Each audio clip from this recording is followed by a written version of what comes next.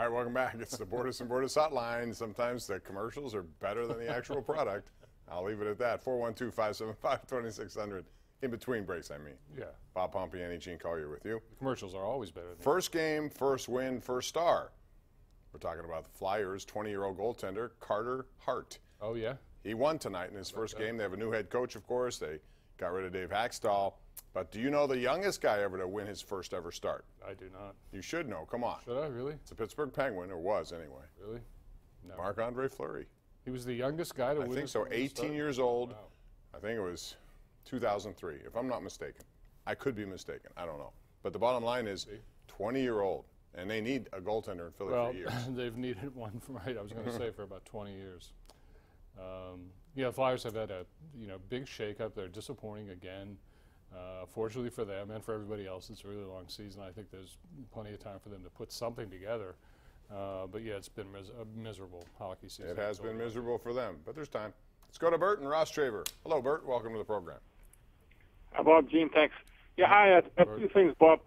One is I really like Samuels. I mean, he reminds me of Bell out of the backfield. He's a little bigger. He's more of a legitimate H-back. He can play running back, and he can go out wide.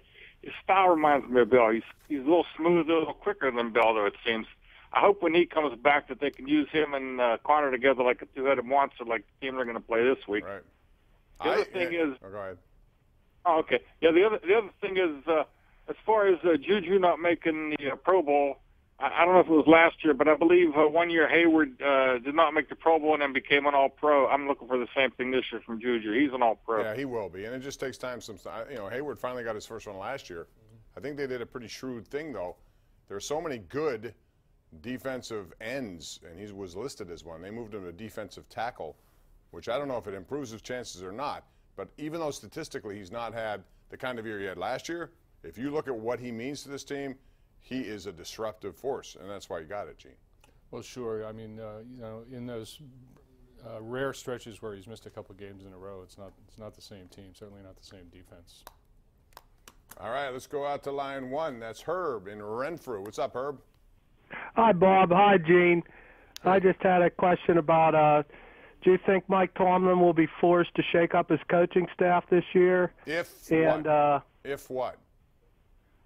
And is there any way they give a promotion to Mike Munchak because he's done such a wonderful job with? But what do you suggest? How about if they, they can clinch the division this week, and everyone wants to make changes, which I do not understand right now because there's still a lot to be played. If they should go in, first of all, you're going to know on Saturday what the Ravens did, yeah. And if they win on Sunday, they can clinch, and then who knows what happens after that? People are so quick to want to get rid of everybody. Well, if they don't make the playoffs, I could see change to their staff, yes. Yeah. Well, that's why we're on this show, Bob, because people want to fire people around the clock, and we're here to hear it. That was a pretty good coaching job on Sunday when you consider here's a team that's hemorrhaging fourth-quarter touchdowns, and now they're going to face Tom Brady, who's going to get 2 or 3 shots at a fourth-quarter touchdown to tie the game. And New England does not get it done. To me, that's a pretty good coaching job from a staff. Don't forget offense and special teams, too, just as good. Right. It looks to me right now like a staff that doesn't need any changes. No, they out-Belichick in many ways on some of the stuff that was on. So that was a tremendous job by Tomlin and his staff. Josiah in San Antonio. Hey, Josiah. Hey, Bob and Gene. How are you? What's up? How you doing? Good. Just wanted to make 2 things. First, about the Pro Bowl, the snub. Last year, the Steelers had like 9 Pro Bowlers on there. 8. Wow. And it just, because I looked at the picture a few hours ago, it just reminds me, it felt like the whole offensive line made it there. And maybe somebody said, well, let's make sure that, they don't get on it, a few players here and there. But my real question was about the Saints. Is there any way possible, because they did win Monday night, that Pittsburgh may be dodging the bullet where the Saints could play their second stringers on Sunday at 4:30? Gene, what do you think? Well, no, I don't think they're going to do that because New Orleans still has the #1 seed in the NFC at stake. They have their record is, I think, the same as the Rams. Am I right about that? Yes. Or are they a game better? Well, no, they're a game better. So if they win, yes, they'll have 2 games. So the answer is no. New Orleans has something to play for, and they're going to be hard to beat. They have 2 home games. They need to win one of them essentially because they do have a tie-breaking advantage over the Rams. They beat the Rams earlier this year in New Orleans. But they need another win. They'll go all out. Yeah. All right, we have Matt Deladon on Twitter, and you can tweet us at KD Pomp as well as at Gene Collier. The fact that Aaron Rodgers made the Pro Bowl this year is ridiculous. Sure, he's had plenty of Pro Bowl years, but this isn't one of them. And that's a good point. Aaron Rodgers is a popularity vote, and you're always going to get that going in.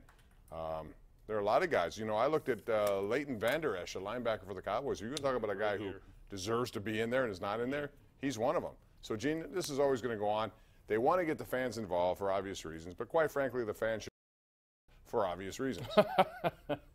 Well, you know, I used to have this discussion with my father because when the fans started voting for the baseball all-star team, and he said, well, you know, that's just going to be a popularity contest now. Well, you know what it is when the players vote? It's a popularity contest. It's not really that much different. Sometimes you'll see the fans vote is better than the players vote. Other years it's the opposite. The whole point of the Pro Bowl, of course, is to generate discussions like this, and it does. Kevin Davis on Twitter says, has the Pro Bowl ever won the Trite Trophy, Gene? Asking for a friend. Well, no. The Pro Bowl is not a cliche. The Pro Bowl would have to improve to be a cliche. There you go. That's coming out. When is your... Yeah, thanks for asking. The 35th annual Trite Trophy. Boy, am I old. December 30th, coming to a Post-Gazette near you. Check it out. My vote goes to RPO. I think that's a good one. No comment. Let's go to Sam in New Bethlehem. What's up, Sam? How are you? Hey, Merry Christmas, Bob and Gene. Thank you. Same to you. Hey, I have a comment and a question I'd like to respond to. Take all the time you need. Big kudos to the Steelers. They played a great game. But I think the big assist needs to go to the crowd. It was unbelievable. There was. And I think they had a lot to do with those 14 penalties that New England had. At least the false starts, and there were a lot of them. Right. Yes. And the question is, what was it about Daniel Sprong that the Penguins didn't like? It was more what Mike Sullivan didn't like. You know, it comes down to that a lot, coach versus GM. I think Jim Rutherford truly wanted him to be a top 6 player. He knew what he had there. And I'm not suggesting that he's going to turn into the next Marcus Naslund, but you know what? He might. Last night, 16 minutes of ice time. If you added 4 games in a row here, you wouldn't have gotten that probably. He hit the post. He had an assist. He has 3 goals in 6 games since he's been there.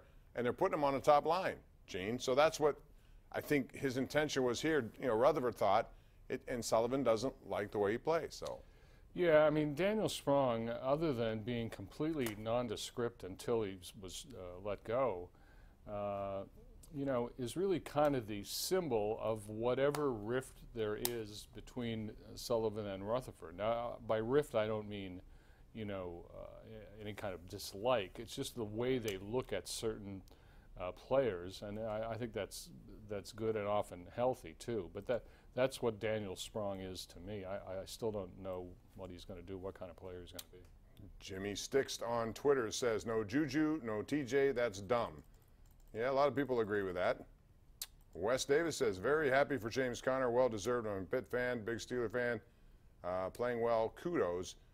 And that's it. So thank you for that one. Todd McCollum says, Troy Tulowitzki, a potential Pirate. We've been talking about this, Todd, on Twitter for quite a bit. We'll talk about it when we come back.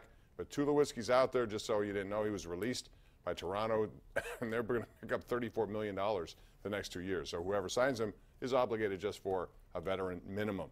You'd love to have him here. He has a history with Clint Hurdle, and he can hit 30 home runs if he's healthy. He may not be healthy, but I'd throw the money at him anyway. We'll be back right after this.